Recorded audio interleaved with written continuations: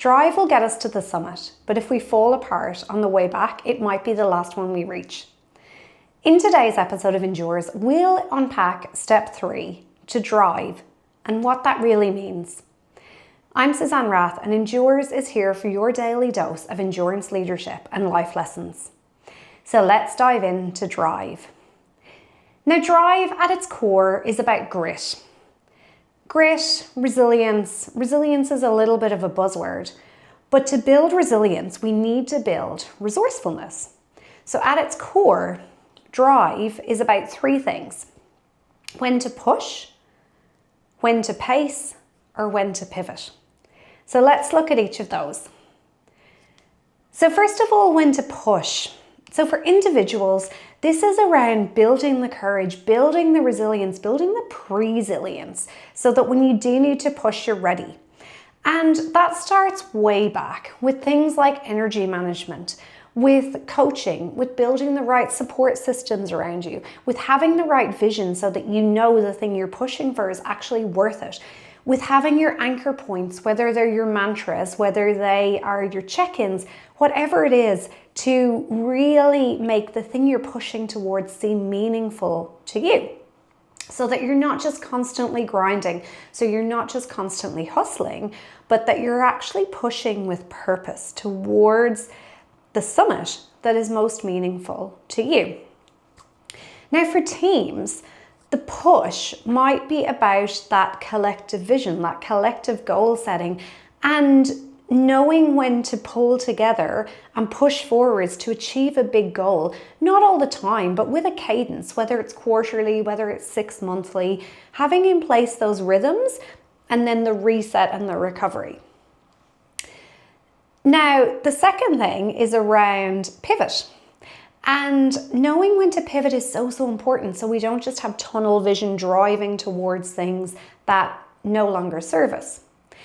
And for individuals, so business owners, leaders with skin in the game, this might mean keeping an eye on your numbers, having a good strategy, being confident with decision making, making decisions early, not procrastinating, building the resourcefulness so you have the thinking time so you can actually enable the pivot so that you're proactive rather than reactive.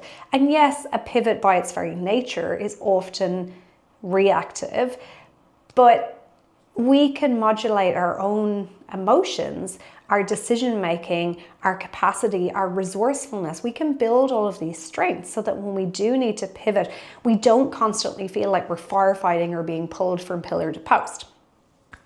Now, for teams, the pivot may be things like regular check-ins, KPIs, having a monthly rhythm, knowing the decision-making framework, having leadership structures, or having career progression pathways so that people can make decisions and not everything goes up top to the leader. And it also may be about not sticking to this idea that that's just the way it's always been done. So having the adaptability, which is a skill set we can build and we can work to build, it's something I run workshops on, so that we aren't constantly in this fixed mindset of that's how it is, we're not change resistant, we have a growth mindset. And of course, the third aspect is when to change pace. And this is really important as well, because we don't want to be constantly driving through. I don't know if you've ever climbed maybe a mountain that doesn't have a very well marked course. And I can think of several occasions in my life where I've done this, and I've sort of been plowing through on this one route without taking the time to consider maybe if there's an easier route. I can think of one really distinct hill out of Waterford on the way to Cork in Ireland, called Mahon Falls, where I was going up probably the steepest part of the hill for no apparent reason, right? There's actually a much easier way. And if I'd just taken that little reset and known when to change pace and go the longer way around or whatever it might be, things would have been a little bit easier and I'd still reach the top. So for leaders, for the individual, a lot of that is about boundaries. It's about setting ourselves up for the times when we are going to need to push. So it's about getting adequate rest. It's about getting adequate nutrition. It's about getting exercise. It's about all of those things that enable us to show up better and manage our energy better. It's even around things like our time blocking and our focused work blocks and our stopping when we're done. There's so much to it. And for teams, again, this comes into a daily or a weekly or a monthly rhythm of, re-examining if we're on the right path, if we are increasing our productivity through the quality of our output, or if we're actually just doing more work.